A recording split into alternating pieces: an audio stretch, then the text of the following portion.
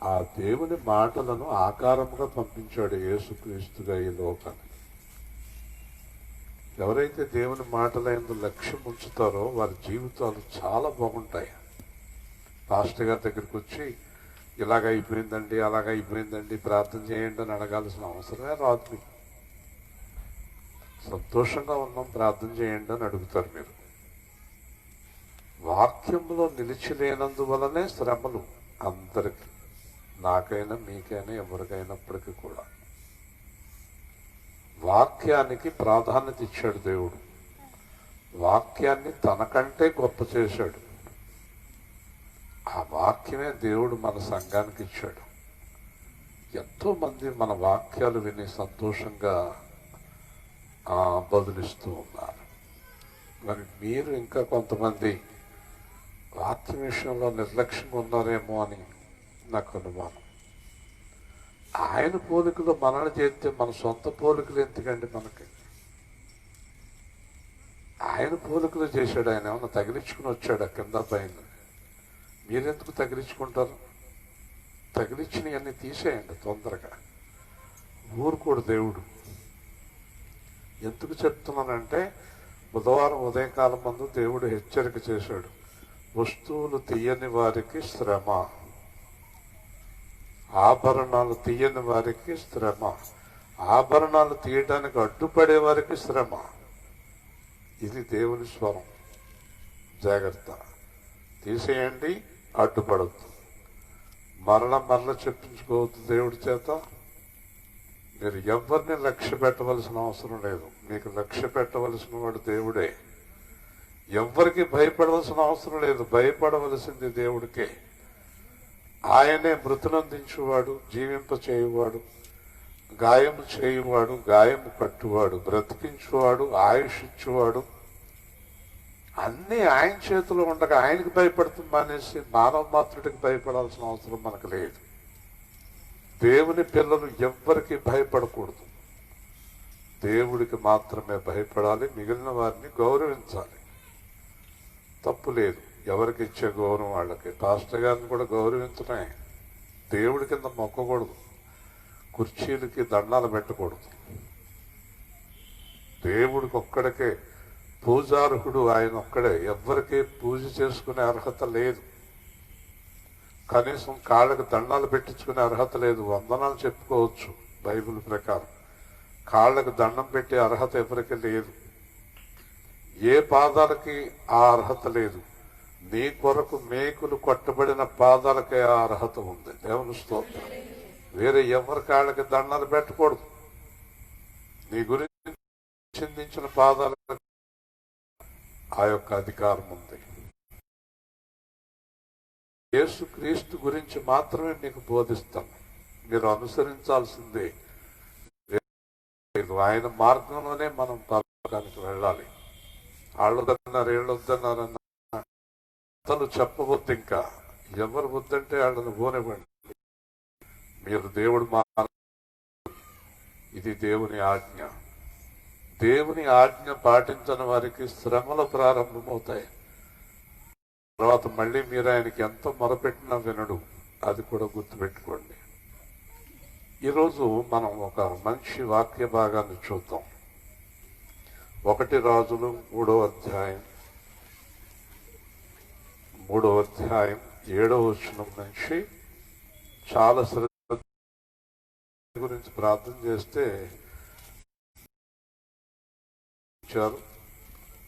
మరి ఆ పిల్లవాడు బాగా అభివృద్ధి చెందాలి, మంచి జ్ఞానవంతుడు కావాలి. 7వ వచనం 1 రాజులు 3వ అధ్యాయం 7వ వచనం. ఎక్కడెక్కడ మాటలు వినపడుతున్నాయి? ఎవరే? నా దేవా యెహోవా, నీవు నా తండ్రి అయిన దావీదునకు బదులుగా నీ దాసుడను నన్ను రాజుగా నియమించి ఉన్నావు. అయితే నేను బాలుడను, కార్యమును జరుపుటకు నాకు బుద్ధి చాలదు. నీ దాసుడనైన నేను నీవు కోరుకున్న జనుల మధ్య ఉన్నాను. వారు విస్తరించి ఉన్నందున వారిని లెక్కపెట్టుటయు వారి విశాల దేశమును తనకి చేయుటకు అసాధ్యము. ఇంత గొప్పదైన నీ జనమునకు న్యాయము తీర్చగలవాడెవడు? కాబట్టి నేను మంచి చెడ్డలు వివేచించి నీ జనులకు న్యాయము తీర్చినట్టు నీ దాసుడైన నాకు వివేకము గల హృదయము దయచేయము. సొలొమోను చేసిన ఈ మనవి ప్రభువునకు అనుకూలమాయను గనుక దేవుడు అతనికి ఇలాగో సెలవిచ్చెను. దీర్ఘాయువునైనను ఐశ్వర్యమునైనను శత్రువుల ప్రాణమునైనను అడుగక న్యాయములను గ్రహించుటకు వివేకం అనుగ్రహించమని నీవు అడిగితివి. నీవు ఇలాగును అడిగినందున నీ మనవి ఆలకించుచున్నాను. బుద్ధి వివేకముల గల హృదయం నీకు ఇచ్చుచున్నాను. పూర్వీకులలో నీ వంటివాడు ఒకడును లేడు, ఇక మీదట నీ వంటివాడు ఒకడును ఉండడు. ఐశ్వర్యమును ఘనతను ఇమ్మని అడగకపోయినను నేను వాటిని కూడా నీకు ఇచ్చుచున్నాను. అందువలనే నీ దినములన్నిటిను రాజులలో నీకు ఉండడు. మరియు నీ తండ్రి అయిన దావీదు నా మార్గములలో నడిచి నా కట్టడలను నేను గైకొన్నట్లు నీవు నడిచి వాటిని గైకొన్ని ఎడల నిన్ను దీర్ఘాయుష్మంతునిగా చేసేదనని అనెను. చాలు. క్రైస్తవులు అనబడిన వారు ఈ వాక్యం చదివారో లేదో నాకు తెలియదు. చాలా మంది పాస్టర్లు కానీ విశ్వాసులు కానీ ఒకవేళ చదివినా కూడా ఇది విన్నారో లేదో లేదో నాకు తెలియదు. బాలుడు అయినటువంటి సొలొమోనుకి దేవుడు రాజ్యాన్ని అప్పచెప్పాడు, గొప్ప రాజ్యాన్ని. ఈ రోజుల్లో ఎవరైనా ఏదన్నా అప్పచెప్తే భలేగా ఉందనుకుని గబగబా ఎక్కేసి ముందుకెళ్ళిపోవటమే తప్ప సొలొమోను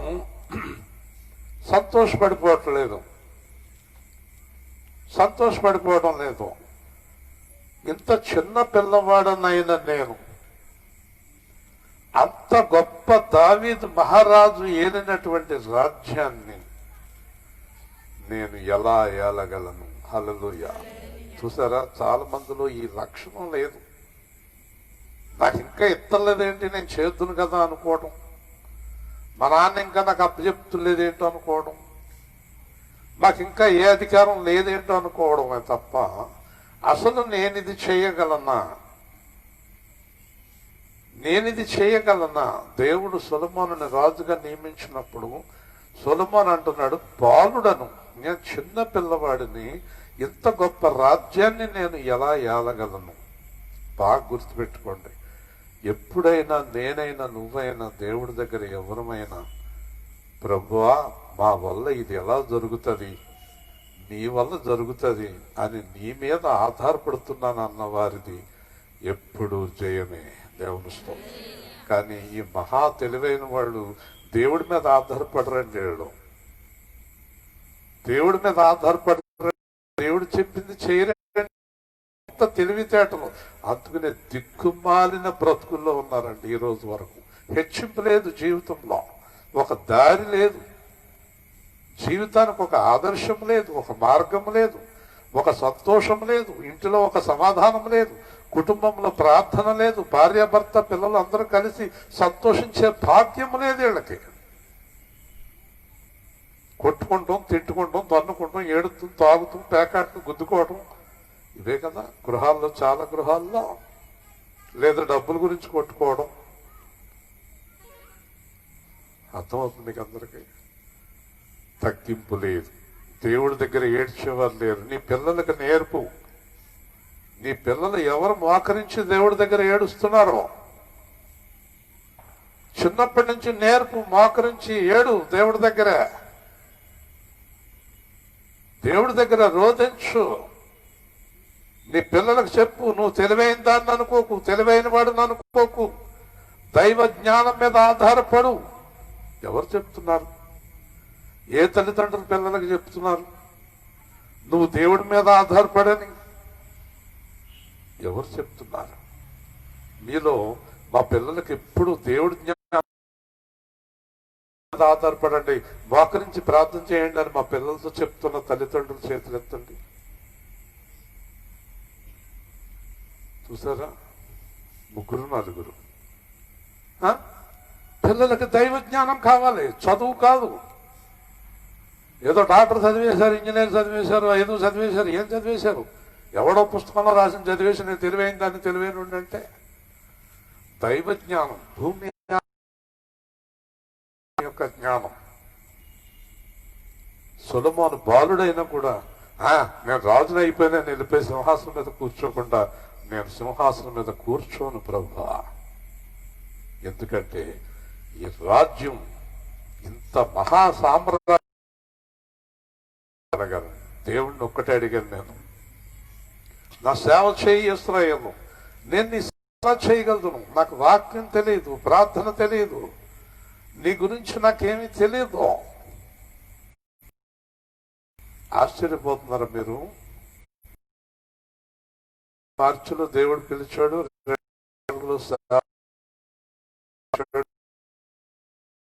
చెప్పే నిజం ఈ రోజు వరకు అలాగా ప్రభువా. ఈరోజు సాయంత్రం కూడా నేను ఏం మాట్లాడాలో నాకు తెలియదు ప్రభువా. అందుకే దేవుడు మనల్ని వాడుకుంటున్నాడు. నాకేదో తెలుసు అంటాడు, నాకు అన్ని తెలుసు అంటాడు, ఏమీ లేదంటాడు. వీడికి ఏమి తెలియదు. ఏం తెలుసును మీకు? అవసరమైతే విమర్శించడం తెలుసు, హేళన చేయటం తెలుసు, ఎవరి జీవితాన్నైనా పాడు చేయటం తెలుసు, బాగు చేయటం తెలియదు. సాతానుగాడికి తెలుసు పాడు చేయటమే, బాగు చేయటం తెలియదు. అసలు నా ఇంట్లో ఎందుకు శాంతి లేదన్న జ్ఞానం నీలో ఉందా? నీ వల్లే శ్రమలు నీ ఇంట్లో, నీ బుద్ధి సరిగ్గానే. సీమోన్ అనేవాడితో, గారడి వాడితో అంటాడు, దేవుని ఎదుట నీ బుద్ధి వక్రంగా ఉందన్నాడు. దేవుని స్తోత్రం. నీ బుద్ధి వక్రం, అందుకే నీ జీవితంలో శాంతిలే. నీ హృదయాలోచన తప్పు, అందుకనే నీ జీవితానికి విశ్రాంతి లేదు. నీ ఆలోచన విధానం తప్పు, నీ మార్గం తప్పు. కానీ సొలొమోను మహానుభావుడు, ఆ పిల్లవాడు అలా ఎదగాల, తల్లిదండ్రులు అలా ఉండాలా. పని దొరికిందంటే తాపి పట్టుకుని ఆదివారం నాడు కూడా పనిలోకి పోతామే తెలుసు. ఇస్తాకి వీళ్ళందరికీ పని ఉంటే చాలు వెళ్ళిపోతామే. ఆదివారం లేదు, శుక్రవారం లేదు, ప్రార్థన లేదు, ఏమీ లేదు. ఇంకా ఆ డబ్బు డబ్బు డబ్బు అవన్నీ పట్టుకెళ్ళి మళ్ళీ హాస్పిటల్లో కట్టడం. అతనింటికాడ ఫోన్ చేసి మా ఆవిడకి బాగలేదు, ఓహో, మా అబ్బాయికి బాగలేదు, ఓహో అంటాం. ఏ తెలుసు? ఎవడి మీద ఆధారపడుతుంది తెలియదు. ఒక ఆదివారం నువ్వు దేవుడికి ఇస్తే 6 రోజులు నువ్వు ఆరోగ్యంగా గడిపిస్తాడు దేవుడు. దేవుని స్తోత్రం. ఆ రోజు సంపాదన గొడవే నీకు. కుదరదంటున్నారండి. ఎవరు కుదరదనిది?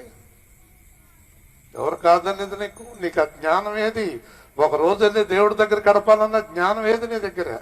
ఇళ్ళకాడ ఖాళీగా కూర్చున్నారు. ఇవాళ బుధవారం నాడు ప్రార్థనకు వచ్చారు వీళ్ళు. ఇక్కడికి వచ్చేసి అలో పూల వంట పాటలు పాడేస్తున్నారు. ఎందుకు రాలేదు ఇంటికాడ కూర్చొని? చాలా మంది ప్రార్థనకి ఈరోజు బుధవారం ఎందుకు రాలేదు?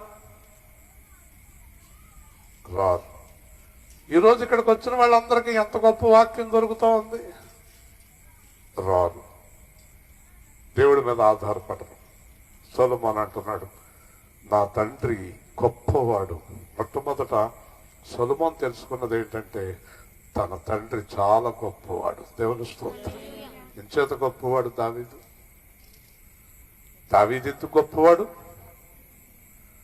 దావీదు దేవుని చేత పిలువబడి అభిషేకించబడిన వాడు. దేవుని స్తోత్రం. హల్లెలూయా. అన్నిటికంటే గొప్ప మనస్సు కలిగిన వాడు, యథార్థమైన హృదయం కలిగిన వాడు, దేవుడికి ఇష్టానుసారమైన మనుష్యుడు. అందుకే అలాంటి మహానుభావుడైన దావీదు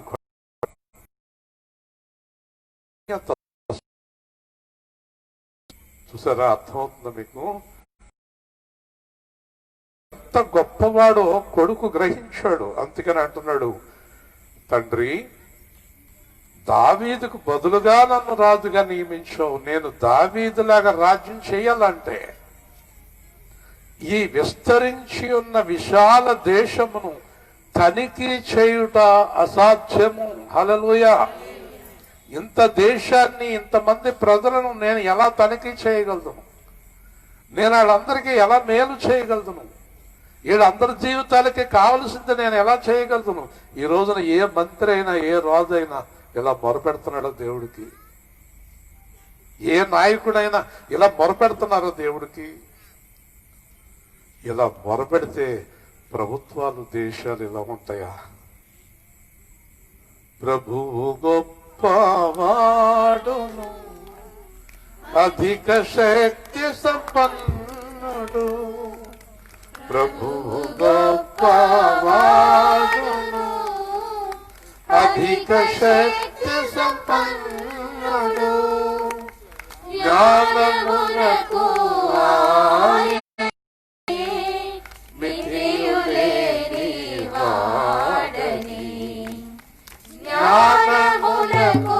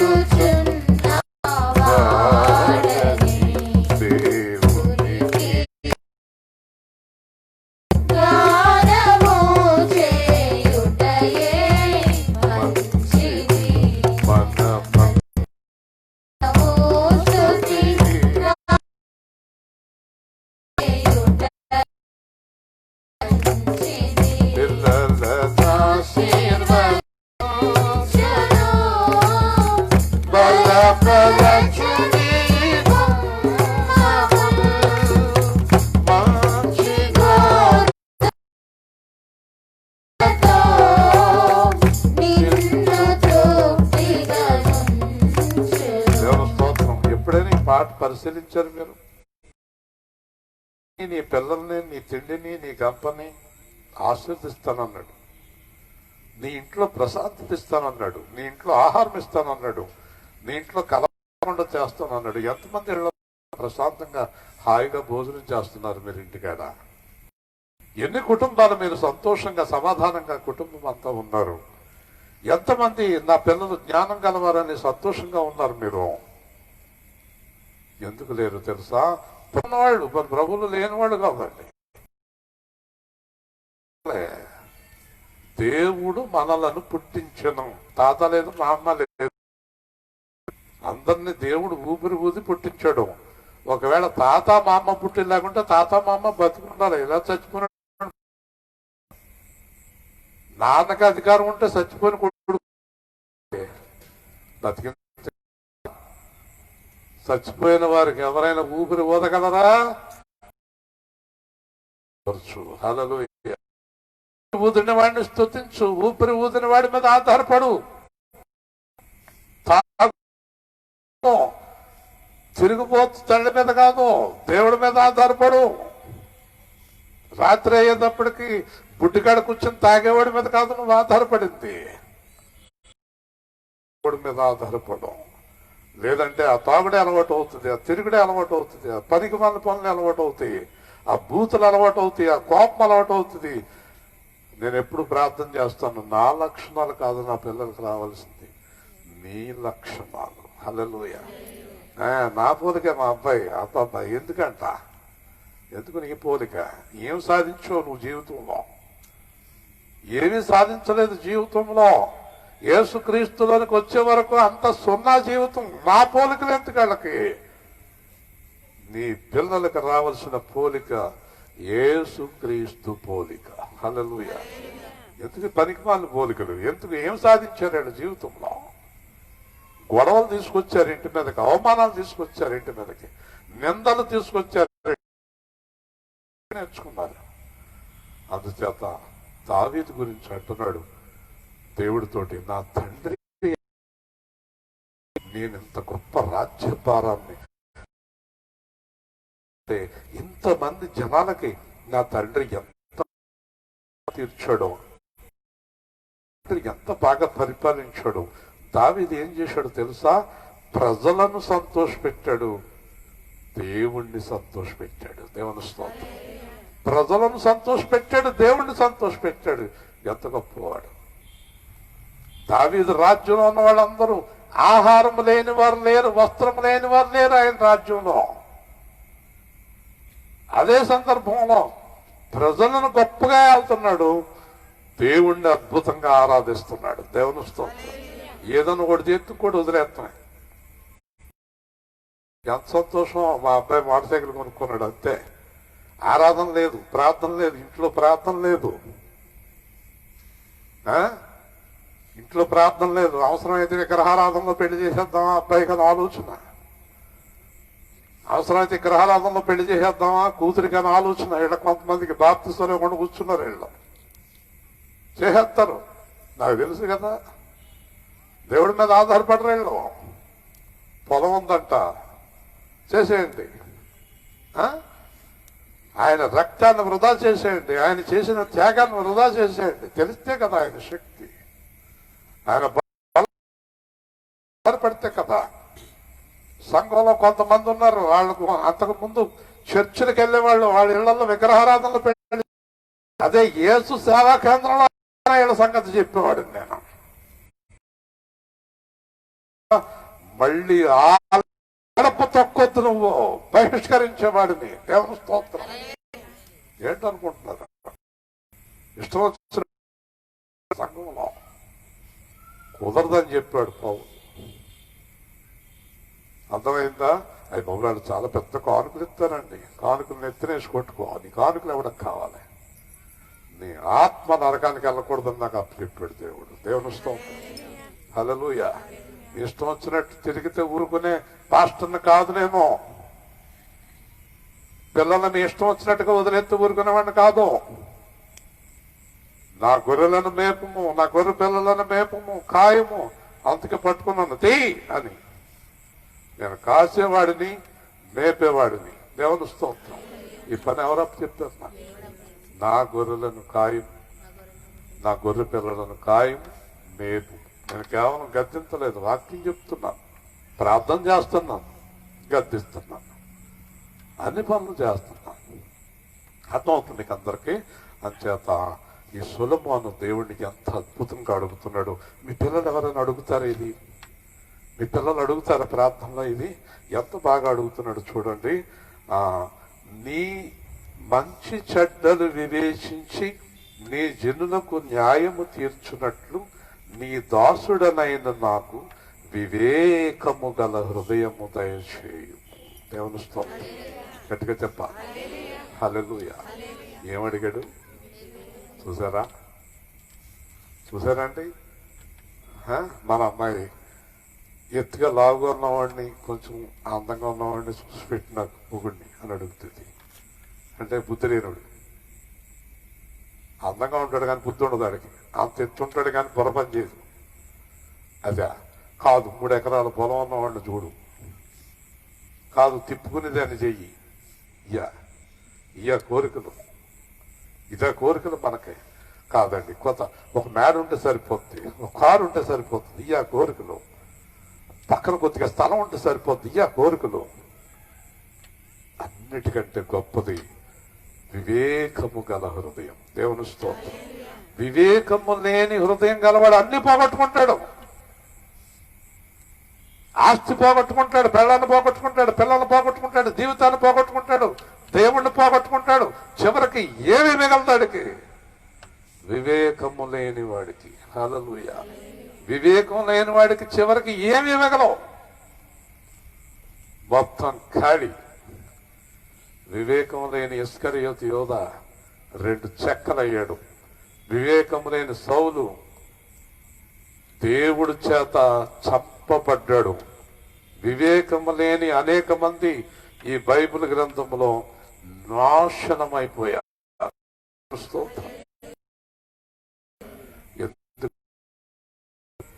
చెప్పండి, వివేకము గల హృదయం. అంతేత బైబిల్లో సామెతల గ్రంథంలో అంటాడు, వివేకము గల హృదయము అంటే జ్ఞానం. జ్ఞానానికి మూలం ఏంటో తెలుసా? యెహోవా యందు భయభక్తులే జ్ఞానమునకు మూలం. దేవుని స్తోత్రం. నువ్వు దేవుడంటే భయపడితే నీకు జ్ఞానం ఇస్తాడు ఆయన. దేవుడంటే నువ్వు భయపడితే నీకు జ్ఞానం. ఇప్పుడు ఈ పిల్లవాడిని తల్లిదండ్రులు ఎలా ఉండాలా? తల్లిదండ్రులు దేవుడికి గడగడ వణుకుతూ ఉండాలా. పిల్లవాడిని వణికేవాడిగా చేయాలి. దేవుడంటే భయపడేవారుగా చేయాలి. దేవుడంటే భయపడేవారుగా పెంచాలా. దేవుడంటే పిల్లవాడు భయపడాలంటే తల్లిదండ్రులు భయపడాలా. తల్లిదండ్రులు భయపడాలా. తల్లిదండ్రులు దేవుడికి భయపడితే, పిల్లలు దేవుడికి భయపడితే దేవుడు వారికి జ్ఞానం అనుగ్రహిస్తాడు. దేవుని స్తోత్రం. ఈ భయం లేని వాడికి జ్ఞానం ఉండదు, తెలివి ఉండదు. అన్ని తెలివి తక్కువ పనులే, అన్ని తప్పుడు పనులే, తప్పుడు మార్గాలే. అర్థమైందా? వారికి సరండి, దేవుని యందు భయభక్తులు గల వారికి జ్ఞానం ఇస్తున్నాడు, ధైర్యం ఇస్తున్నాడు. దేవుని స్తోత్రం. హల్లెలూయా. ఆకాశమందు క్రిందున్న భూలోకమందున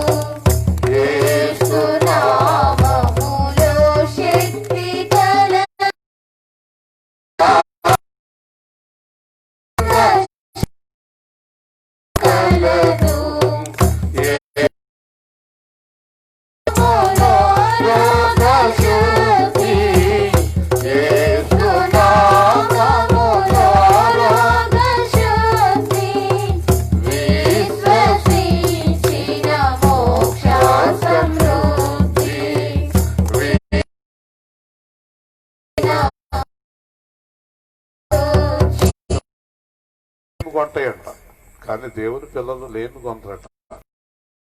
మరి చాలా మంది అప్పుల పాలైపోయి దరిద్రంలో పడిపోయిన క్రైస్తవులు చూస్తున్నాం. పాస్టర్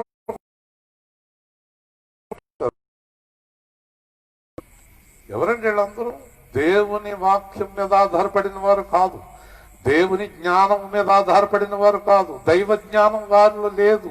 ఏది దేవుడిని అడగని వాళ్ళు, అన్ని జ్ఞానం దేవుడి మీద ఆధారపడతలేదంటే నీ దుఃఖపరిచే జీవితంలోకి వెళ్ళిపోతారు. జాగ్రత్త. దేవుడు నీ ఎదురుగుండానే నువ్వు ఏడాలి వాళ్ళ గురించి. నీ పిల్లలకు దేవుని భయం లేకపోతే నువ్వు రోజు ఏడవటమే వాళ్ళ గురించి. ఇంకా రెండో పని, నా పిల్లల బతుకు ఎలాగైపోయింది, నా కొడుకు ఎలాగైపోయింది, నలుడు ఎలాగైపోయింది, నా కోళ్ళు ఎలాగైపోయింది, రోజు ఏడవటమే. ఏ ఏ ఏడుస్తున్నారో దైవ జ్ఞానం లేదు అని అర్థం. దేవుని స్తోత్రం. అర్థమవుతుందా? ఏ పిల్లల గురించి ఏడుస్తున్నారో ఆ పిల్లలకి ఏం లేదు చెప్పాలి. దైవ జ్ఞానం లేదు, దైవ జ్ఞానం లేదు. అందుచేత జ్ఞానం చాలా గొప్పది. సొలొమోను అడుగుతున్నాడు, తండ్రి నాకు వివేకము గల హృదయం కావాలి. చిన్న వయసులో, అంత చిన్న వయసులో వివేకము గల హృదయం అడిగాడంటే దానికి కారణం ఎవరో తెలుసా మీకు? దానికి కారణం దావీదే. దేవుని స్తోత్రం. చూసారా? వివేకం అది నేర్పాడు అబ్బాయి. దేవుణ్ణి జ్ఞానం అడుగున ఆయన వివేకము గల హృదయం అడిగినప్పుడు సొలొమోను చేసిన ఈ మనవి ప్రభువునకు అనుకూలమాయను. నాతో కలిసి చెప్పండి. సొలొమోను చేసిన ఈ మనవి ప్రభువునకు అనుకూలమాయను. ఇప్పుడు అర్థమైంది మీకు? చెప్పేశారు నాతో పాటు. నువ్వు చేసే దేవుడికి అంగీకారం ఇవ్వాలి. హల్లెలూయా, హల్లెలూయా. మరి నీ ఇష్టం వచ్చిన ప్రార్థన చేసేస్తే కుదురుతుందా? నువ్వు అడిగింది దేవుడికి ఇష్టం అవ్వాలి. నువ్వు అడిగింది దేవుడికి ఇష్టమైనప్పుడే దేవుడు నీకు శాంక్షన్ చేస్తాడు. దేవుని స్తోత్రం. నీ నోటికొచ్చిందల్లా అడిగితే ఇవ్వడు దేవుడు. నువ్వు అడిగింది దేవుడికి నచ్చాలి. దేవుడికి నచ్చినట్టు నువ్వు అడగాలి అంటే నీకు దేవుని యందు భయభక్తులు ఉండాలి. దేవుని స్తోత్రం. దేవుడికి నచ్చని పనులు చేస్తున్నావా? మరి ఎలాగ నువ్వు దేవుని ఆశీర్వాదాన్ని ఎలా పొందుకోగలవు? నీ మనవి దేవుడికి అంగీకారం అవ్వాలి. నీ మనవి దేవుడికి అంగీకారం అవ్వాలి. ఉదాహరణకి నాకు ఒక 100 ఎకరాల పొలం ఇవ్వండి ప్రభువా, నేను గొప్ప కార్యక్రమాలు చెయ్యాలని నేను దేవుడిని అడిగితే 100 ఎకరాల పొలం ఎందుకు అని దేవుడు ఆలోచన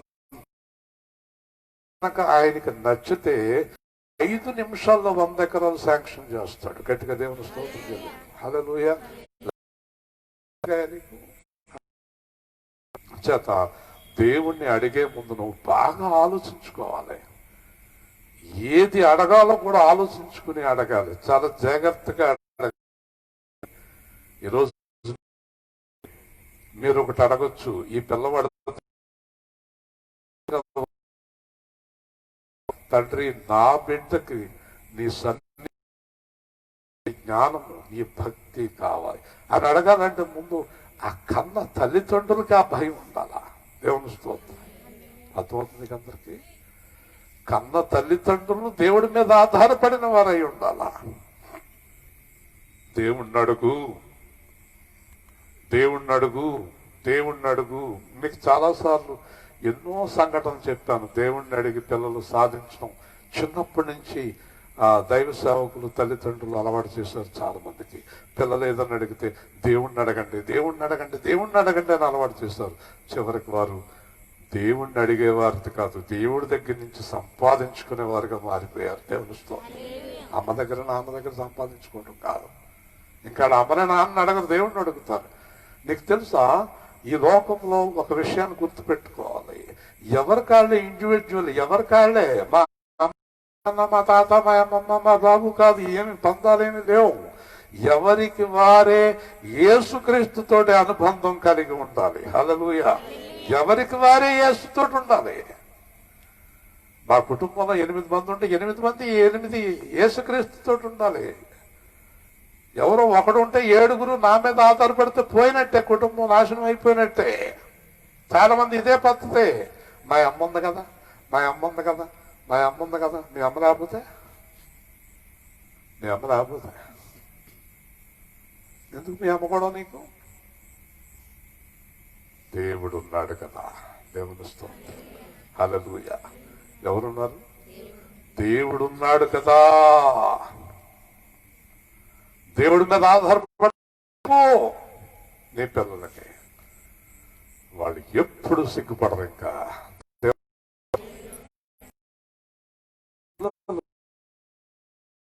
కలిగే ఆనందం ఎందుకు మీ మీద ఆధారపడేలాగా చేసుకుంటారు?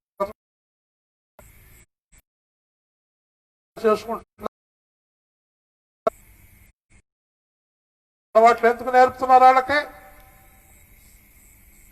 ఒకడు తాగుపోతాడు, చిన్నప్పుడు అయిపోయాడు. నేర్పింది, కొట్టేవాడు కొడతాం నేర్పింది, వడ్డీ వ్యాపారాలు ఆవిడ వడ్డీలు వసూలు చేసుకోవడం నేర్పింది. అంతే. వాళ్ళకంటే గొప్పలు అయిపోయారు వాళ్ళు. కానీ దేవుడితో సంబంధాన్ని కోల్పోయారు. దేవుని స్తోత్రం. అర్థమవుతుంది మీకు అందరికీ?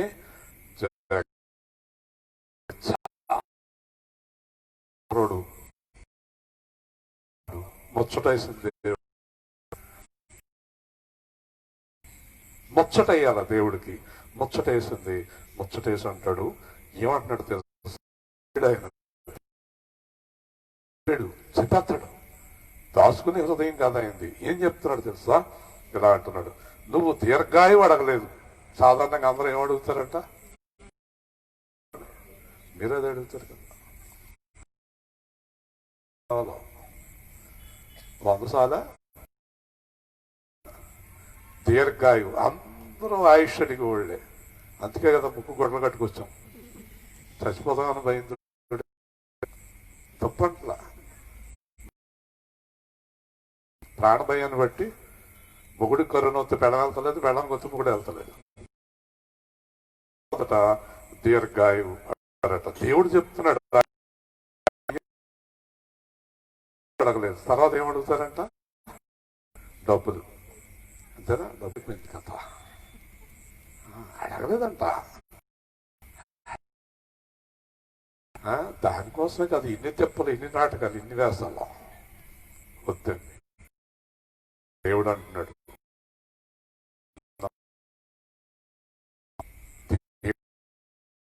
అడుగుతారంటున్నాడు. ఇవ్వాలి కదా, ఇవ్వాలి కదా. ఇప్పుడు స్టెఫెన్ ఉన్నాడు కదా, స్టీఫెన్ అంటే తెలదాడు ఆవిడకి. స్టెఫెను పక్కన ఉన్న ఆయనకి 70 ఎకరాలు ఉంది ప్రభు, కనీసం నాకు 7 ఎకరాలని రోజు అడుగుంటాడు. 7 ఎకరాలు ఇస్తే 7 ఎకరాలు దొల్లుతూనే ఉంటాడు మొత్తం. అందుకే ఇవ్వలేదు, అడిగి ఉంటాడు. పక్కన ఆయనకి 70 ఉన్నప్పుడు నన్ను ఎలా పుట్టించేయంటే నాకు 7 అనే పోతాను. ఏడితే ఇప్పుడు ఏడుతూనే ఉంటారు ఆయన. అర్థమైందా? ఓకే. అంచేత చూడండి, ఆయుష్. తర్వాత 3, నాకు శత్రువు అనేవాడు ఎవడు బతకూడదు ప్రభు అంటారంట. శత్రువుల ప్రాణం. మరి ఉసురు తగిలిందా ఆవిడంటే అలాగా? నా ఉసురు తగిలింది మా అత్తగారికి అందనుకోండి, వెంటనే కోడలండి నా ఉసురు నీకు తగులుతుంది అంటుంది. అవునా? ఎవరికి వాళ్ళు పరీక్షించుకోరు, ఎవరి హృదయాన్ని వాళ్ళు పరిశీలించుకోరు. వీళ్ళ దృష్టిలో అందరూ శత్రువులే కదా. ఇప్పుడు చూడండి, దీర్ఘాయువు, ఐశ్వర్యము, శత్రువుల ప్రాణము. ఏమీ అడగలేదే దేవుని స్తోత్రం. హల్లెలూయా. ఏం అడగలేదేంటి నువ్వు? ఇవన్నీ అడగకుండా ఏమడిగావు నువ్వు? వివేకం ఇమ్మని అడిగావు. దేవుని స్తోత్రం. హల్లెలూయా. వివేకం ఇమ్మని అడిగావు. తల్లి ఒడిలో పవళించే బిడ్డవలేని తండ్రి ఒడిలోని తల్లివడిలో పవళించే బిడ్డవలే తండ్రి ఒదిగి తినయ్యా వేదన లేదు, శోధన లేదు, వేదన లేదు, శోధన నీ హస్తం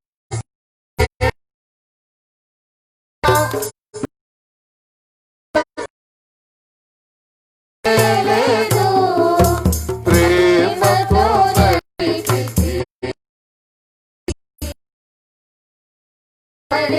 పాడాలందరూ బిడ్డవలే అనకూడదు. తండ్రి ఒడిలోనే ఒదిగి కాపరి, జీవ కాపరి, మంచి కాపరి, జీవ కాపరి, హృదయ పాలకుడా, ఆహారమై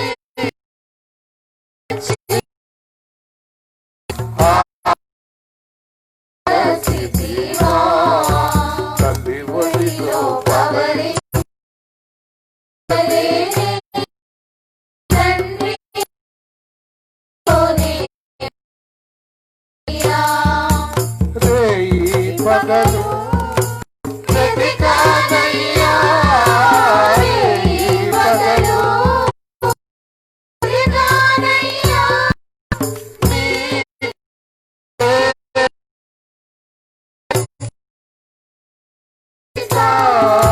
కాలమంతా శ్రీనామం చాటెదను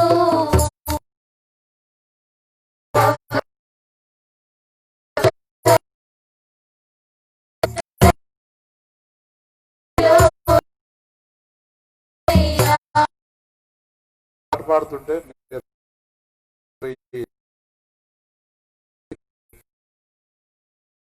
కలిగితే మీ జీవితాలు ఎంత బాగుంటాయి అనిపిస్తుంది నా హృదయంలో. దేవుని స్తోత్రం.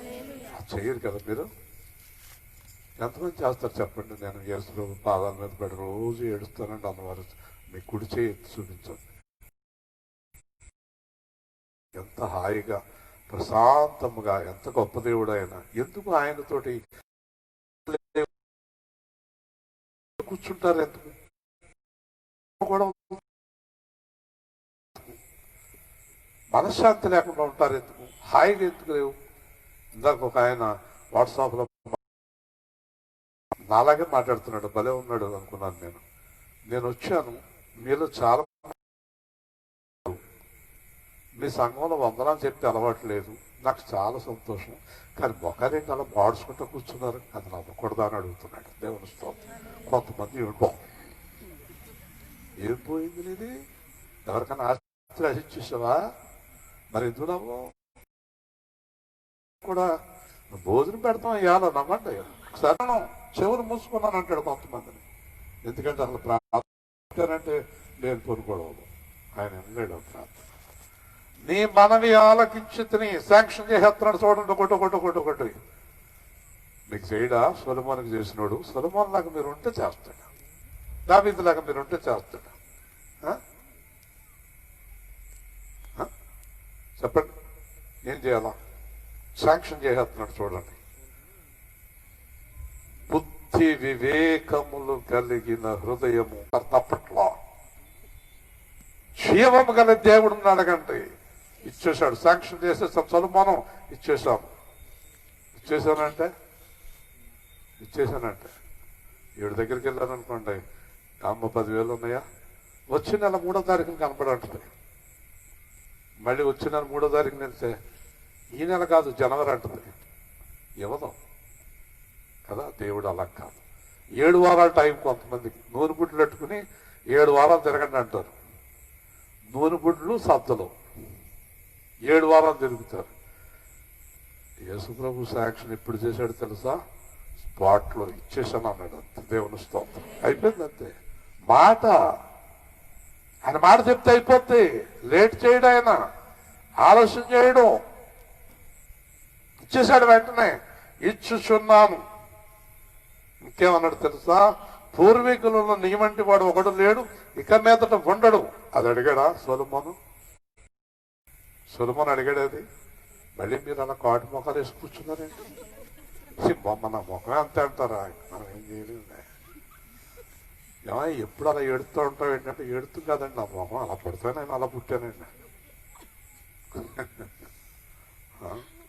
అర్థమానం కీ ఎక్కడిస్తాం కాదు. నా ముఖమే అంత అంటే ఇక్కడ నీ ముఖమే అంత అంటే ఇక దేవుడికి కూడా నచ్చదు నీ ముఖం. చెప్పండి. దీన్ని బట్టి మీకు నీ అంత తెలివైన వాడు ఇక మీదట అంత తెలివైన వాడు దేవుని స్తోత్రం లేడన్నమాట. ఇచ్చేది ఎవరండి? సృష్టికర్త అండి. ఆయన మాటే. అందు ఇక్కడ అంటున్నాడు, ఐశ్వర్యము అడగలేదు, ఘనత అడగలేదంట. మన జీవితంలో 30 సంవత్సరాల నుంచి ప్రార్థన చేస్తున్నాం, అడిగిన ఎత్తలేదు, అడగనే ఎక్కడ ఎత్తాడు ఇంకా?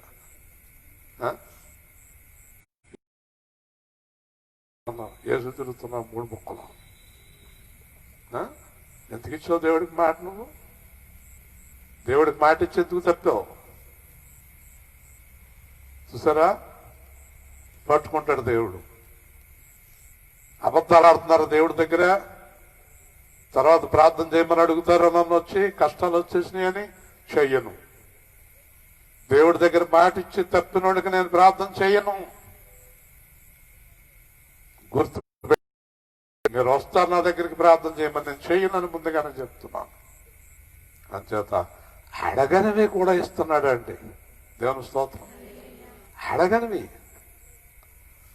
అడగనివి అంచేత యేసు ప్రభు అన్నాడు, మీరు అడగక మునిపే నీకు అక్కరగా ఉన్నవేవో ఆయనకి తెలియను. హల్లెలూయా. చెప్పండి గట్టిగా. అడగకుండా ఏమిస్తున్నాడు చెప్పండి? ఏమిస్తున్నాడు? ఐశ్వర్యం, ఘనత అడగలేదు కానీ నీకు ఐశ్వర్యమును ఘనతను ఇచ్చుచున్నాను. హల్లెలూయా. ఐశ్వర్యంలో గాని ఘనతలో గాని నీవు ఉండడు. హల్లెలూయా. దేవుని స్తోత్రం. మీకేం చాలా సింపుల్ గా కనబడుతుందా ఈ వరం? అద్భుతమైన వరాలి. దేవుని స్తోత్రం. హల్లెలూయా. ఐశ్వర్యము, ఘనత ఏమేమి ఉన్నాయి ఇప్పుడు సొలొమోను దగ్గర? జ్ఞానం ఉంది, ఐశ్వర్యం ఉంది, ఘనత ఉంది. హల్లెలూయా. దేవుని స్తోత్రం. ఈ 3 ఇవ్వగలిగిన శక్తిమంతుడే యేసుక్రీస్తు ప్రభు. యేసుక్రీస్తుకు తప్ప మరి ఎవరికి అధికారం లేదు. ఆయనే సృష్టికర్త. ఏమి చేయాలన్న ఆయన వల్ల జరుగుతుంది. ఒక అడుగు నువ్వు వెయ్యాలంటే ఆయన పర్మిషన్ లేకుండా నువ్వు వెయ్యలేవు. ఇక్కడి నుంచి నువ్వు కదలాలంటే ఆయన పర్మిషన్ కావాలి. ఆయన పర్మిషన్ లేకుండా నువ్వు ఏం చేయలేవు. గుర్తుపెట్టుకో. అందుచేత నేర్చుకో, జ్ఞానం నేర్చుకో, పిల్లలకు నేర్పు. దేవుడిని అడగండి, దేవుడి దగ్గర మోకరించండి. మీరు ఎడితే వాళ్ళు ఎడుతారు, మీరు అడిగితే వాళ్ళు అడుగుతారు. ఇదే వయసు. ఇప్పుడు ఈ పిల్లోడు వయసు సరైన వయసు. తల్లిదండ్రులు ఏం చేస్తే పిల్లోడు అదే చేస్తారు. మోకరిస్తే పిల్లోడు మోకరిస్తాడు. ఇదే గారం చేసేసి నాశనం చేసేసి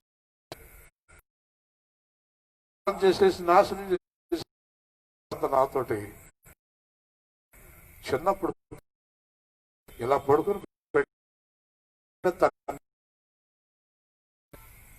ఇప్పుడండి పెద్దోడయ్యాడండి, గుండెలనే కొట్టేసి అర్థమైంది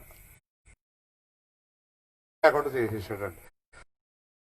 తన్నివాడండి. ఇప్పుడు ఏకంగా జీవితాన్ని తన్నేసాడండి. ఇలాంటి పని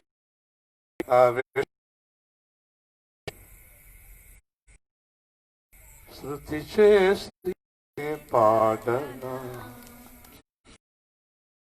గీతం భజించి పొగడనా స్వామి, స్తుతి చేసి నే పాడనా స్తోత్ర గీతం. హల్లెలూయా, హల్లెలూయా,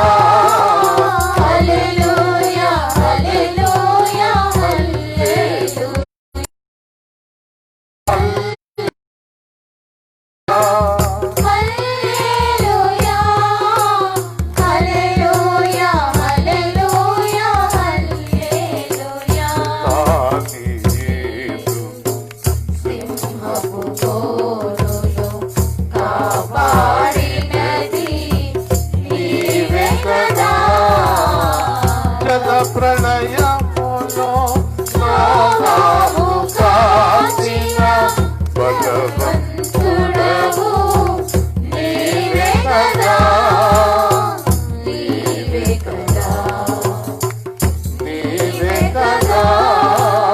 హల్లెలూయా పాడాలి. హల్లెలూయా హల్లెలూయా హల్లెలూయా హల్లెలూయా ఇశ్రాయేలు ఐగుప్తు నుండి విడిపించినది నీవే కదా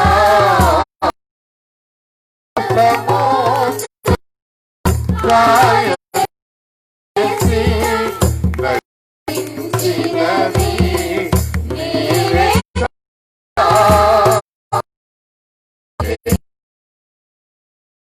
నీవే కదా హల్లెలూయా హల్లెలూయా హల్లెలూయా హల్లెలూయా హల్లెలూయా హృదయ స్త్రీని కరుణతో బ్రోచిన సత్యావితుడవు కదా పాపుల కొరకై ప్రాణమునిచ్చిన కరుణామయుడు కదా దేవుని స్తోత్రం. ఎన్ని ఘనమైన కార్యాలు ఈ రోజున కేవలం ఆ పిల్లడి గురించి చెప్తున్నాను.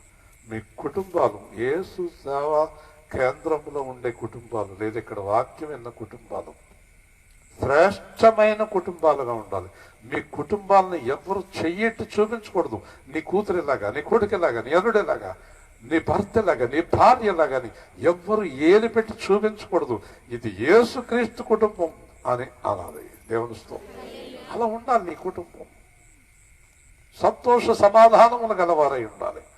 అంతేకాదు జ్ఞానము ఐశ్వర్యము ఘనత కలిగిన కుటుంబంగా ఉండాలి.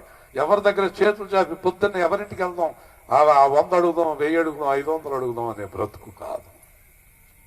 అలాంటి జీవితంలో ఉండొద్దు. దేవుడు అడక్కపోయినా కూడా ఐశ్వర్యం ఘనత ఇచ్చాడు. అయితే ఒక చిన్న కండిషన్ పెట్టాడు, కాదు పెద్ద కండిషన్. మరియు నీ తండ్రి అయిన దావీదు నా మార్గంలో నడిచి నా కట్టడలను నియమించిన ధర్మమును గైకొన్నట్లు నీవు వాటిని గైకొని ఎడల దీర్ఘాయుష్మంతునిగా చేసేదాను. హల్లెలూయా. దీర్ఘాయుష్ కూడా ఇచ్చేశాడు అంటే కండిషన్ పెట్టాడు. ఏంట కండిషన్? దావీదులాగా నడవాలి. హల్లెలూయా చెప్పండి. హల్లెలూయా. ఎంత ఇష్టం, ఎందుకు ఎంత ఇష్టం? దావీదంటే ఎంత ఇష్టం, నేనంటే అంత ఇష్టం అని అనుకోవాలి మీరు. మా ఆయనకి నేనంటే ఎంత ఇష్టం, మా ఆవిడికి నేనంటే ఎంత ఇష్టం, మా నాన్నమ్మకి నేనంటే ఎంత ఇష్టం కాదంటలేదు. నీకు అందరికీ ఎంత ఇష్టం, చాలా సంతోషం. కానీ నిన్ను ఇష్టపడవలసిన వాడు ఒకడు ఉన్నాడు. ఎవరైనా మరి దేవుడికి ఇష్టమేనా నువ్వంటే? దావీదంటే ఎంత ఇష్టమో నేనంటే అంతే ఇష్టం చూపించండి. ఒకరు లేరా? ఎందుకంటే దావీదంట దేవుని కాకపోతే ఎలా జీవిస్తారు మీరు? దేవుడు ఇష్టపడ మీ ఇంట్లో సంతోషం. మీరు ఎవరికి ఇష్టం వచ్చినట్టుగా జీవితం. అన్నయ్యకి మామయ్యకి, మా మామయ్య లేకపోతే మనం ఏమైపోతాం, మామయ్య లేకపోతే ఏమైపోతావా, దేవుడు లేకపోతే ఏమైపోతావా?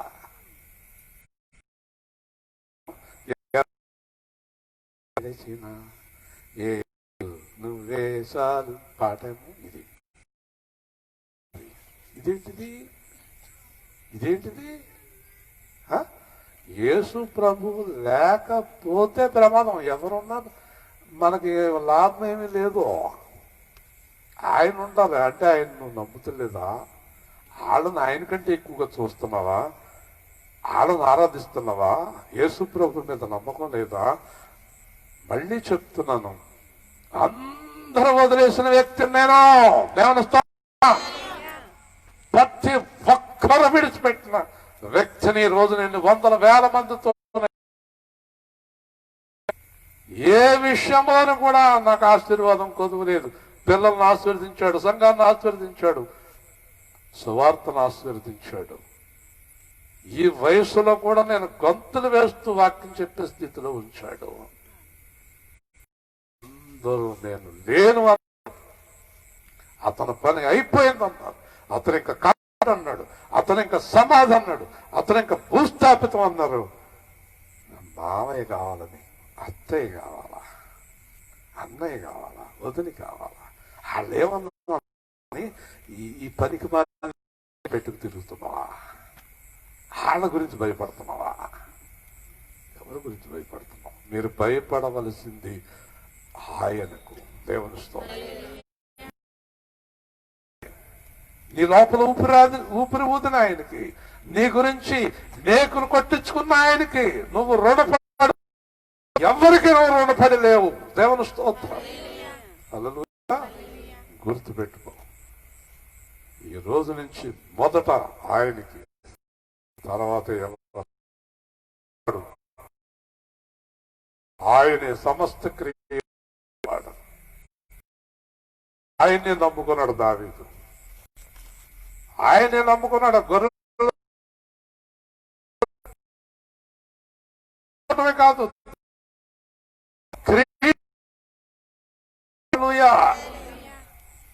ఎందుకు అంత చిన్నవాడు అంత గొప్పవాడయ్యాడు?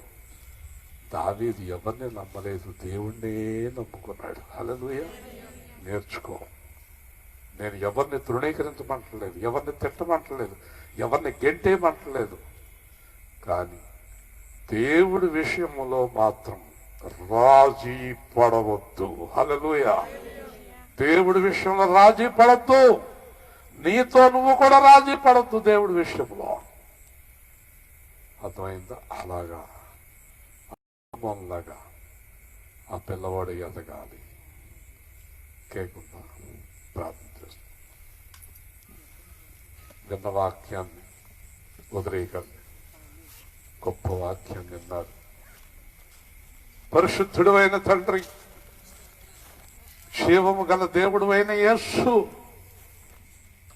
నిన్ను విడిచి లోకాన్ని ఆశ్రయించి నవ్వుల పాలయ్యే జీవితంలో కాదు, లోకం మీద ఆధారపడి హేళన పాలయ్యే జీవితంలో కాదు, నీ మీద ఆధారపడే కుటుంబముగా ఈ కుటుంబాన్ని దీవించండి. ఆ చంటి బిడ్డను దీవించండి, వారి కుటుంబాన్ని దీవించండి. ఆ బిడ్డ ద్వారా మీరు జరిగిస్తున్న ఈ కూటమిని బట్టి స్తోత్రాలు. అందుకై వందనాలు తండ్రి.